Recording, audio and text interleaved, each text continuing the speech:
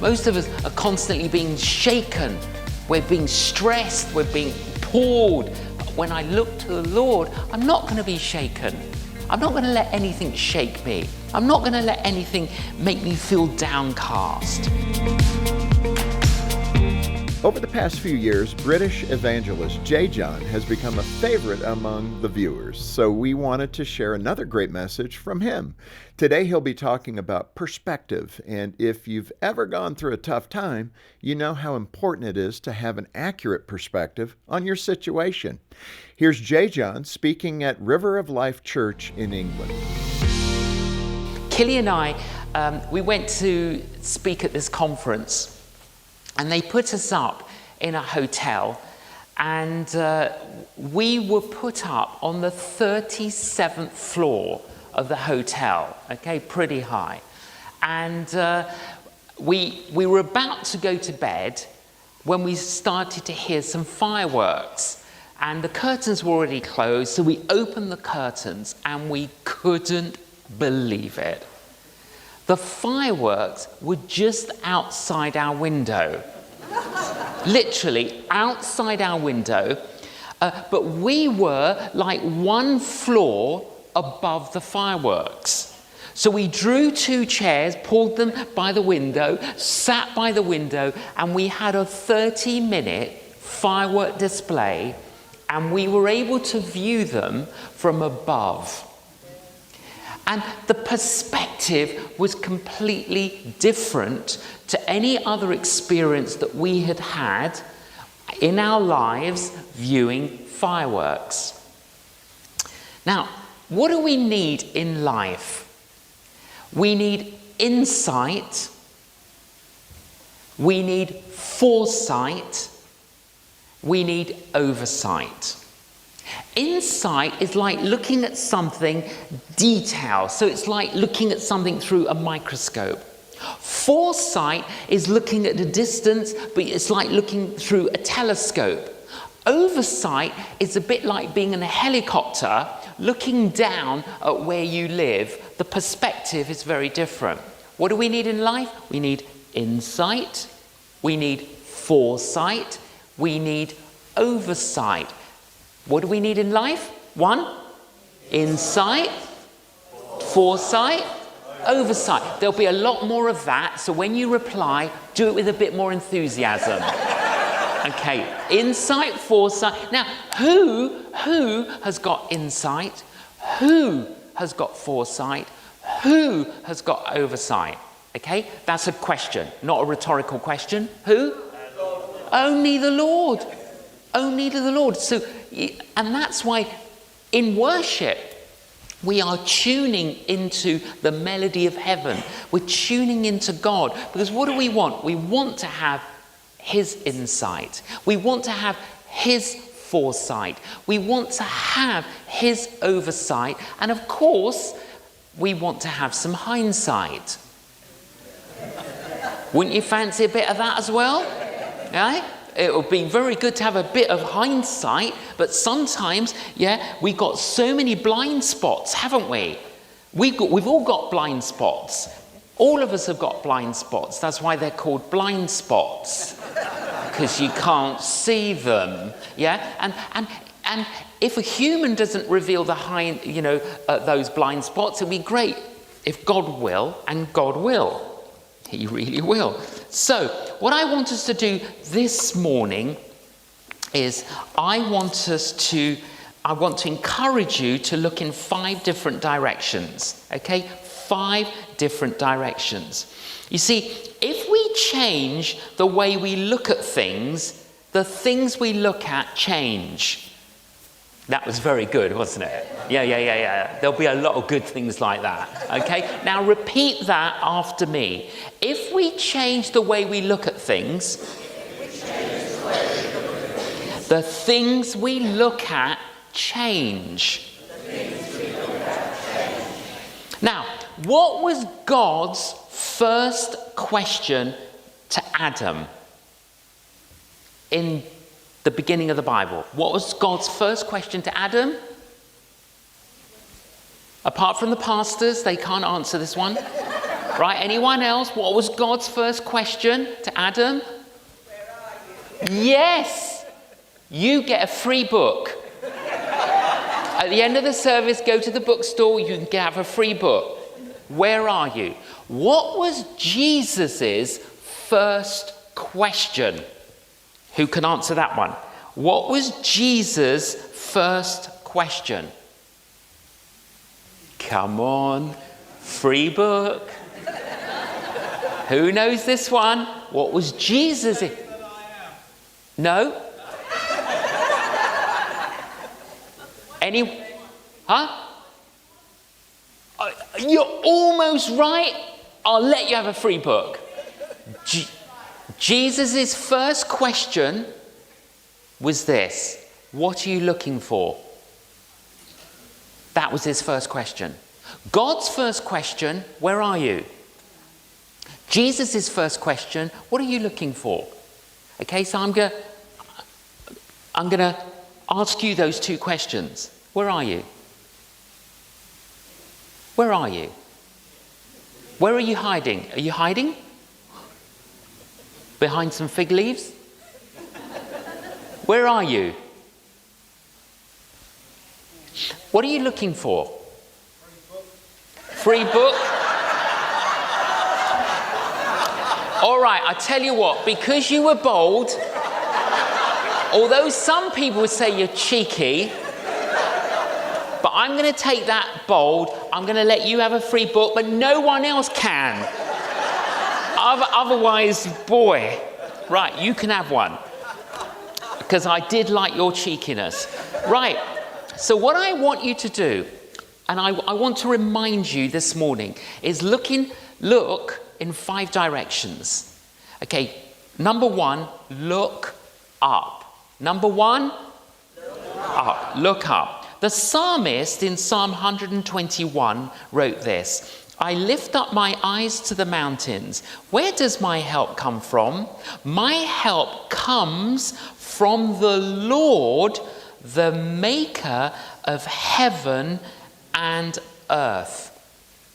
Amen. Look up. Look up. Are you feeling a bit kind of down and heavy, burdened? Don't look down. Look up. Where does my help come from? My help comes from the Lord, the maker of heaven and earth. I'm looking up. Have you noticed today? People with their little mobile phones, and they walk in the street like this, don't they? I can't believe it. How they do it, and kind of not looking like this. Now, have you noticed this? I do people watching. I actually like going to coffee shops for a little coffee, nice almond croissant, but I like watching people. Okay, and I've noticed this. They do this. Now, when you remove the phone, notice their body posture. They all need to see a chiropractor. They're like that. They're hunched up. Stand up. Look up. This lady went to see her GP because she was feeling kind of very down, very downcast. And the doctor said to her, look, this is what I want you to do. Because the doctor knew that from home, she walked to the station to go to work. So she says, right, this is what I want you to do. For 4 weeks, I want you to walk out of your house, walk to the station. And when you walk to the station, I want you to look at the chimneys of the houses. Okay? And just do that. That's my prescription for you. 4 weeks, come back and see me. She went back to see the doctor. The doctor says, how are you? She says, I'm amazing. Amazing. You know why? Because she stopped looking down. She started looking up. Because she looked up, she could breathe better.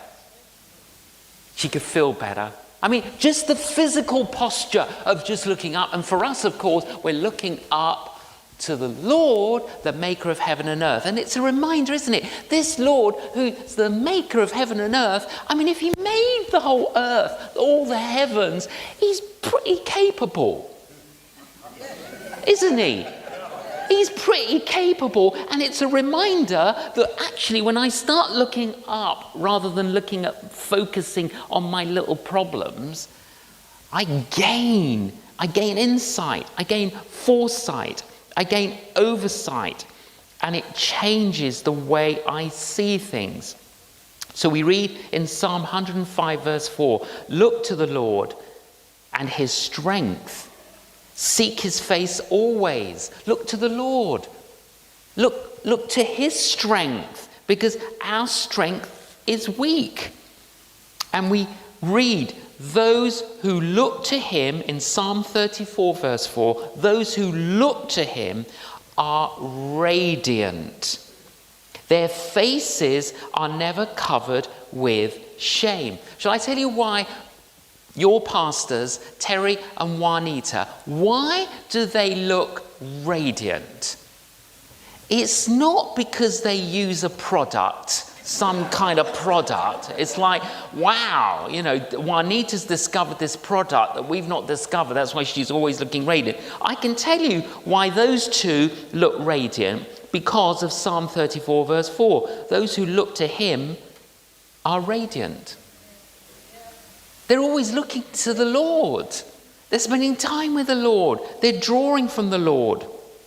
Psalm 16 verse 8, I keep my eyes always on the Lord. With him at my right hand, I will not be shaken.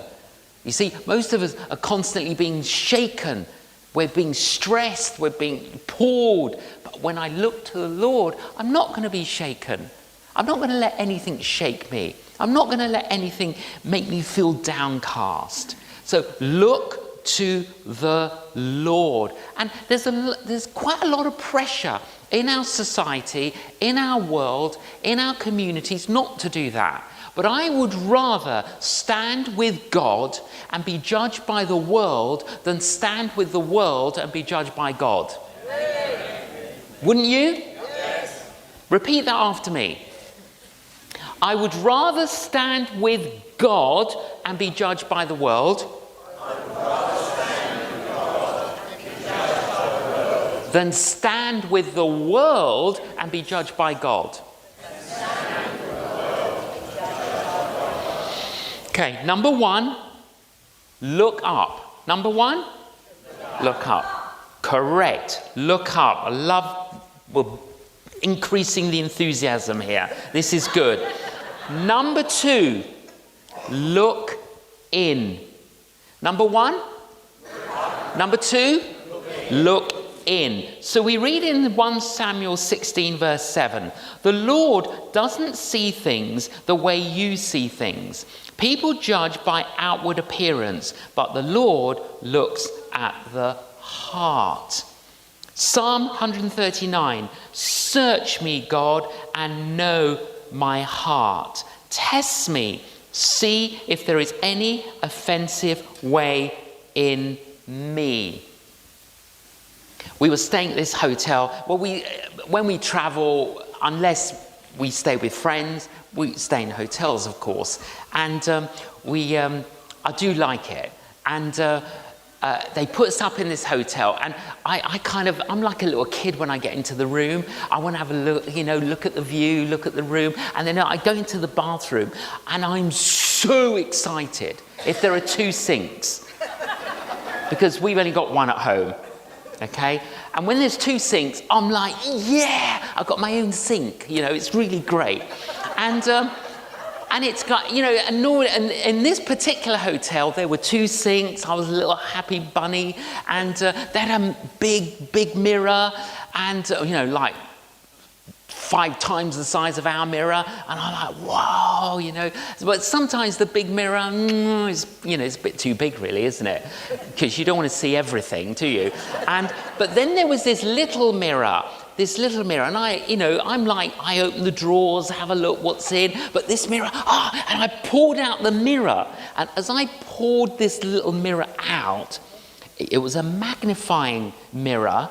And the light came on, and I looked at myself. No! And Killy thought I'd slipped in the bathroom. So she comes running in. What's the matter? What's the matter? I said, I've got blackheads. I've got blackheads. You see, I hadn't seen the blackheads even in the big mirror.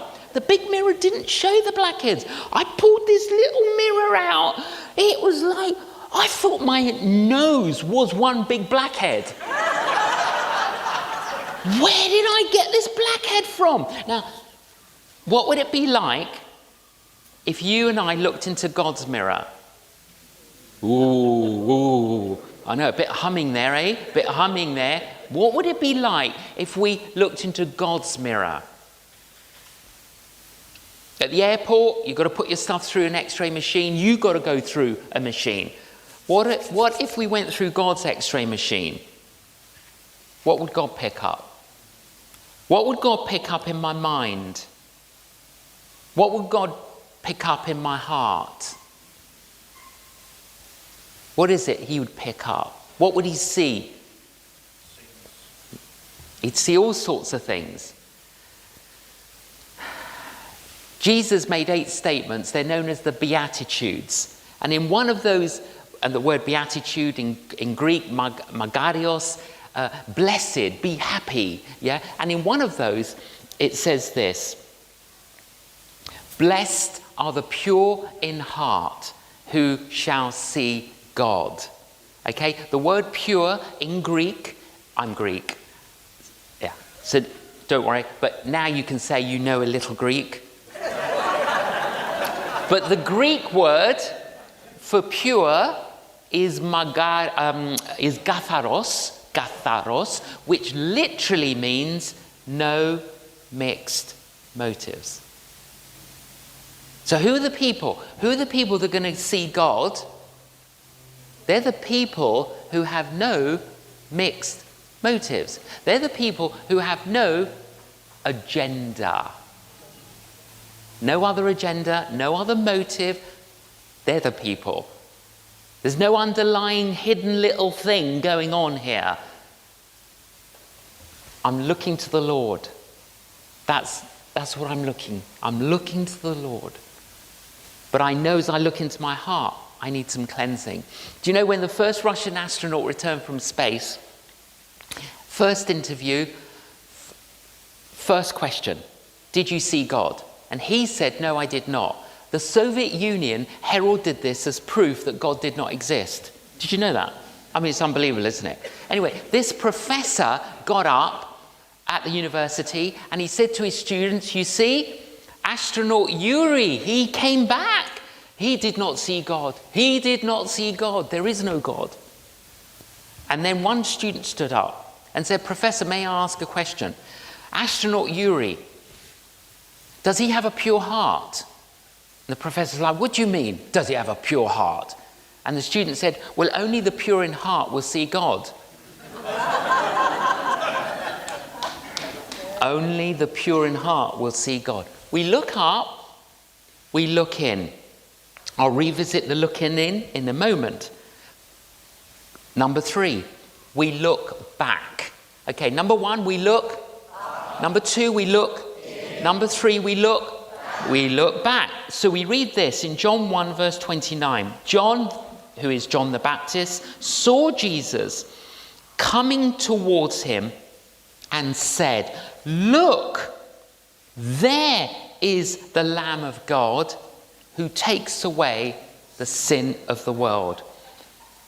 He's the one who takes away the sin of the world. I was in London with Killy. We're driving in London and traffic lights there, and then there was a white van. It stopped and I looked out. On the side of the van it said painters and decorators established in 2014. I said to Killy, they're idiots. They're idiots. Would I use a painter and decorator who's had the experience since 2014? I mean, that's not going to help their business, is it? I would put painters and decorators, I wouldn't put established in 2014.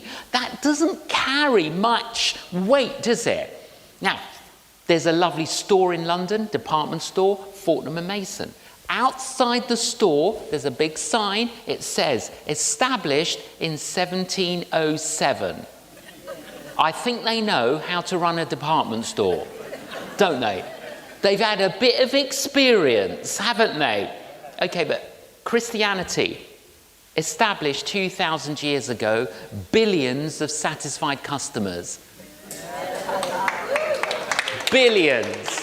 Billions, billions. By the way, if you're one of those customers, stand up if you're satisfied. Yeah. Oh, that's good. Look at that.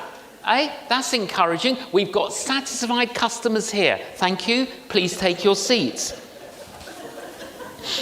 When we've got 3 sons, when our firstborn son, he was about 4, he and I went to buy his mum a Mother's Day present. So we're out looking at stores. He's 4 years of age. We go into one store. As we walk into the store, there's this massive sign, and the sign read, "Do not touch. All breakages must be purchased." Why didn't I just walk out? I mean, and it's not just I've got a 4-year-old son, I know what I'm like. It's almost like because it says do not touch, there's this pull, isn't there? You can feel the pull. You can feel the battle going on. And it's not that you're like deliberately, it's more like an elbow, isn't it? You just want to prove the point that you can if you wanted to. But Michael's only 4, you know, and I saw it from the corner of my eye. He knocked it. And it was like slow motion as this thing just fell to the ground. And I was like, no! And it fell to the floor, whoosh, smashed. The manager came out of nowhere. I mean, it's like, beam me up, Scotty, you know? And the manager just stood there. Didn't say a word. Pointed to the sign. Do not touch. All breakages must be purchased. So I said, I didn't do it.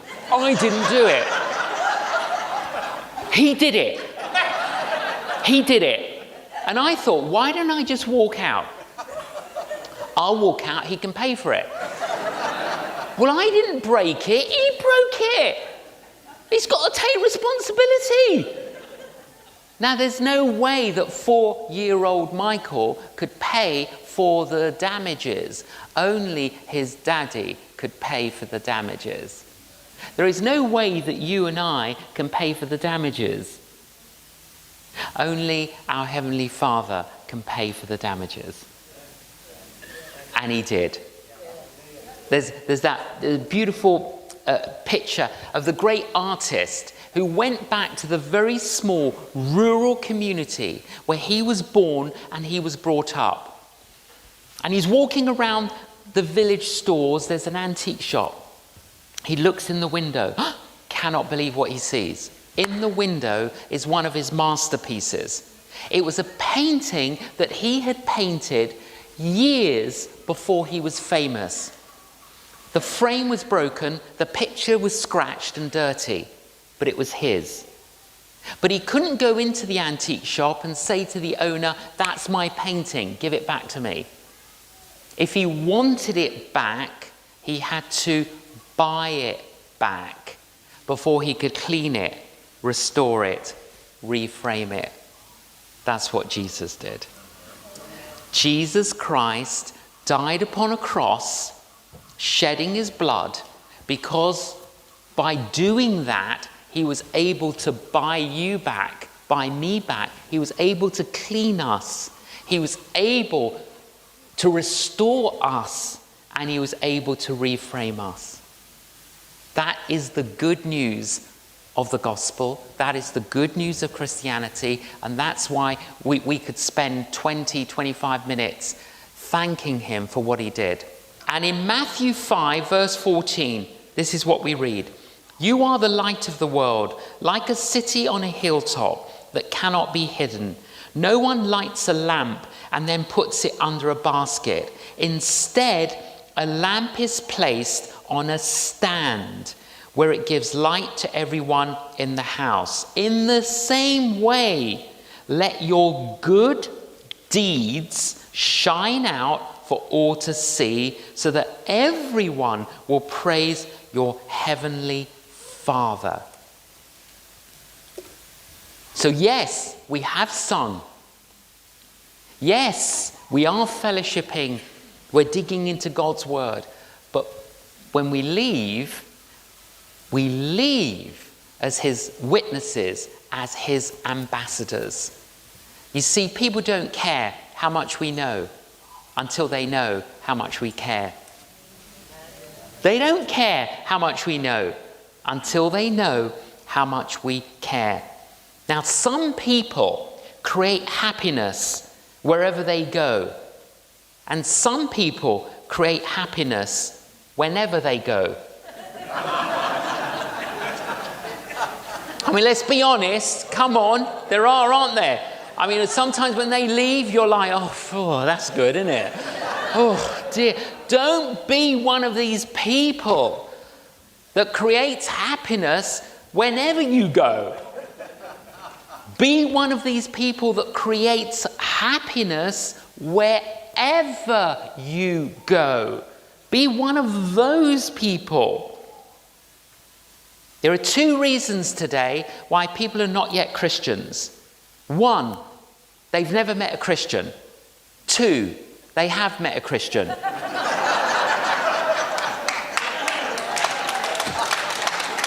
I mean, they're the two reasons. In other words, you and I can make the difference in someone's life. So leave the church today and say, Lord, I'm a channel of your goodness and grace. Help me to make a difference this week. Whatever it means, whatever it is, whether it's to a neighbor, whether it's to an acquaintance, whether it's a random person, what can I do? How can I be a channel of goodness, a channel of grace, a channel to touch the lives of others? Do you ever occasionally get a prompting and remember someone you haven't seen for years? Yeah. Doesn't that happen randomly? Well, where did that thought come from? Was it just a random thought, or was it a God thought? Was it God bringing that person to your attention? I remember once there was, I said to Killy, I really feel God wants me to go and pray for this woman. So Killy goes, well, you better go. And I said, it's an hour there, and then I'll end up spending an hour with her, and then an hour back. That's like 3 hours. Oh boy, where am I going to find 3 hours to go and do that? Anyway, time passes, and I said to Killy, I really feel I should go and pray for this woman. And Killy goes, well, you better go. I say, yeah, it's an hour there, an hour back. I've got to find 3 hours. I've got to find like a whole morning or a whole afternoon. I didn't go. A few weeks after that, we listened to the news. Our alarm goes off at 5:58. We listen to Tweet for the Day on Radio 4. 6 o'clock, get the news headlines. The news came on. The number one news of the day, the woman died. She's on the news. Her name's Amy Winehouse. Okay, and you're thinking, well, how could you have gone to see her? Because she rented my cousin's house. And my cousin said to me, John, whenever you want to go and meet Amy Winehouse, tell me and I'll take you. And I didn't go. Because it's going to take me 3 hours. I didn't go. I was so remorseful. I was repentant. And I said to the Lord, I will never do that again. And I can honestly say to you, my wife's here, that since that day, any kind of prompting, any kind of quiver in my liver, any kind of anything, I'm doing it. I'm going to go. I don't care if I look like a fool for Christ. I'm going to do it, and I have done. I think of somebody, I'll contact them, I'll phone them, I'll email them, I'll text them. I feel a prompting, I'll go and do it. I'll just go and do it. And I have, and I will continue to do it until I'm promoted to glory. So I'm encouraging you, don't be like me. Now, I didn't go and see her. Did God have a plan too? Did someone else go and see her? You know, it's a challenge, isn't it? So just do it. Do it. Number 1, look. Number 2, number 3, number 4, look around. And number 5, look ahead. Number 5. And so we read this in 2 Corinthians chapter 4, verse 18. So we fix our eyes not on what is seen, but what is unseen. Since what is seen is temporary, but what is unseen is eternal. Eternal. You know, the Bible says that the length of a good life is 70 years and 10. Okay, now 70 years and 10, that's 70 years. Now some of you are thinking, goodness, I'm older than that. How does that work? Okay, let's allocate, we've got 70 years is the length of a good life. Okay, let's allocate 10 years per day of the week. Okay, 10 years for Monday, 10 years for Tuesday, 10 years for Wednesday, 10 years for Thursday, 10 years for Friday, 10 years for Saturday, 10 years for Sunday. Okay, let's go through my life. I've already walked through Monday, Tuesday, Wednesday, Thursday, Friday, Saturday. I'm Sunday morning. How's your weekend looking?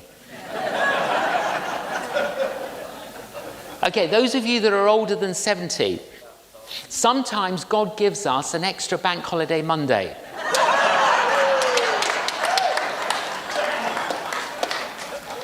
Sometimes God gives us an extra bank holiday Tuesday.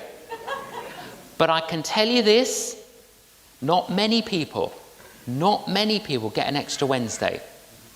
But even if you got 70 years and 10 and you got an extra Monday, Tuesday, Wednesday, 100 years, do you realize that 100 years is just a blip on the eternal screen?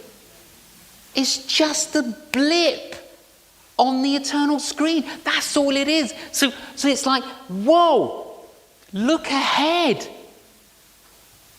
and live your life in the light of eternity. And prepare yourself for eternity. You know, not many people today have got that hope. A lot of people's hope today is a bit like a hospital gown. You're usually not as well covered as you think you are.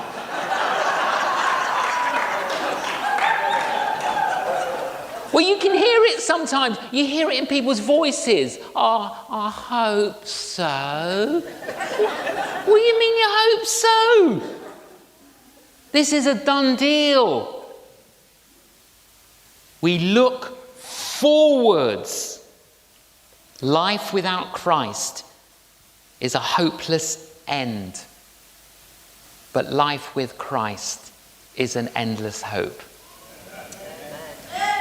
It's an endless hope. I like what Job wrote.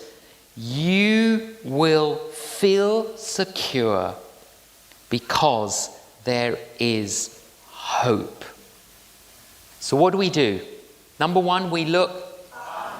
Number 2, we look. Number 3, we look.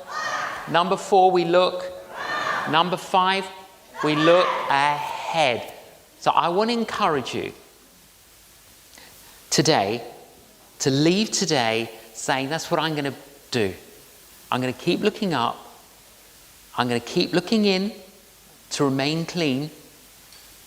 I'm going to keep looking back because it's only the cross that redeems me, saves me, heals me. I'm going to experience all that, and then I'm going to look around. I'm going to be a channel of this to others, but I'm going to look forwards. So holding all those together, look up, look in, look back, look around, look forward. I'm going to hold all those together.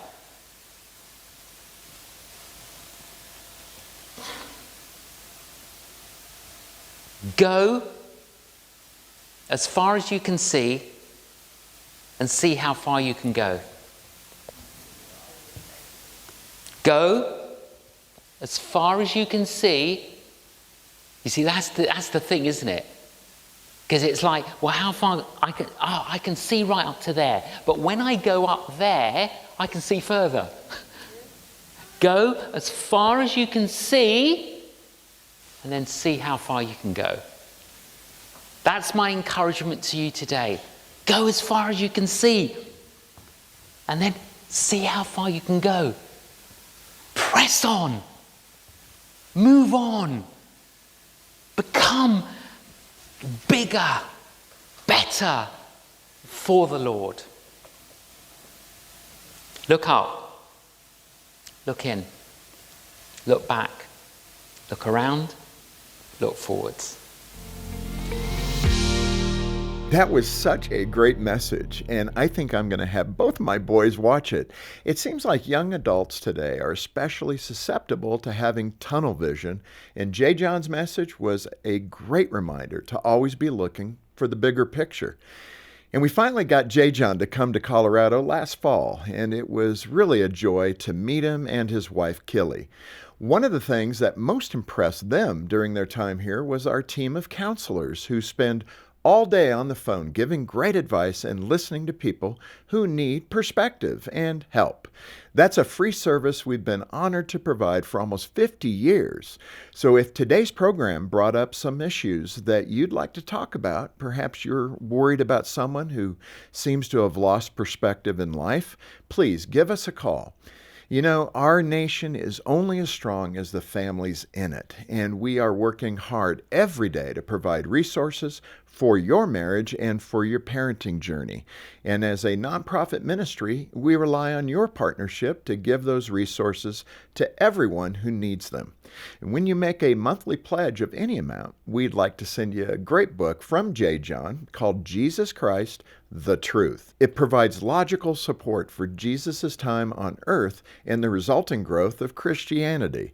It would be a great book to read and then pass along to a new believer.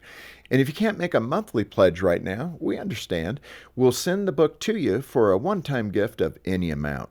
And regardless of whether you can make a donation, we have a free gift for you.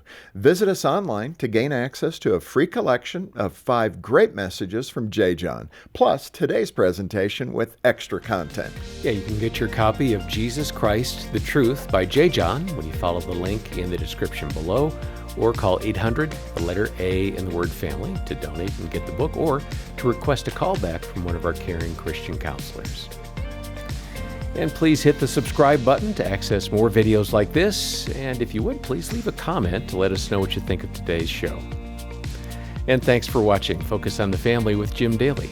I'm John Fuller, inviting you back as we once again help you and your family thrive in Christ.